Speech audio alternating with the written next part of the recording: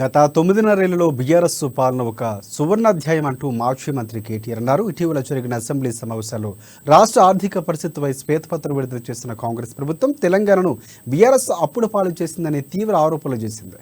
ఈ క్రమంలోనే కాంగ్రెస్ ప్రభుత్వానికి కౌంటర్గా బీఆర్ఎస్ శ్వేతపత్రాన్ని విడుదల చేసింది. తెలంగాణ భవన్లో మాజీ మంత్రి కేటీఆర్ 9 ఏళ్ల బీఆర్ఎస్ పాలనపై పవర్ పాయింట్ ప్రజెంటేషన్ ఇచ్చారు. తెలంగాణపై సమైక్య పాలనలో తీరని వివక్ష చూపించారని చెప్పారు. ఇక గత పాలకులు తెలంగాణను నిర్లక్ష్యం చేస్తారని చెప్పారు. క్షమించరాని జీవన విధ్వంసానికి పాల్పడ్డారని, ఒకప్పుడు తెలంగాణ అంటేనే నెర్రలు బారిన నేలని, కానీ 60 ఏళ్ల గోసను 10 ఏళ్లలో మాయం చేసి చూపించామని చెప్పారు కేటీఆర్.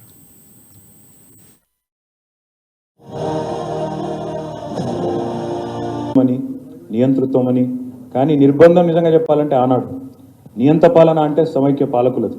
తెలంగాణ ఇస్తే అంధకారమే అని చెప్పి కట్టెలు పట్టుకొని కట్టుకథలు చెప్పిన వాళ్ళు, వాళ్ళ పెద్ద పెద్ద మాటలు మాట్లాడిన వాళ్ళు, వాళ్ళకు తొత్తులుగా పనిచేసిన వాళ్ళు ఇవాళ శ్వేతపత్రాల పేరిట మళ్ళొక్కసారి తెలంగాణను విఫల ప్రయోగంగా, విఫల రాష్ట్రంగా చిత్రీకరించే ప్రయత్నం చేస్తూ ఉన్నారు. కానీ పోరాడి తెచ్చిన తెలంగాణ ఎవరి చేతుల్లో పెడితే న్యాయం జరుగుతుందని ప్రజలు భావించినరో వాళ్ళ చేతుల్లోనే, కేసీఆర్ గారి చేతుల్లోనే పెట్టి ఆనాడు కేసీఆర్ గారిని తెలంగాణ ప్రజలు మొట్టమొదటిసారి 2014లో ముఖ్యమంత్రిగా ఎన్నుకున్న తర్వాత, ఆ రోజు ఉద్యమ విజయం ఫలితంగా తెలంగాణ రాష్ట్రం ఏర్పడ్డ తర్వాత మరి 2014 జూన్ 2 నాడు ఇప్పుడే చూపెట్టినట్టు కేసీఆర్ గారు ముఖ్యమంత్రిగా పదవి బాధ్యతలు చేపట్టినారు.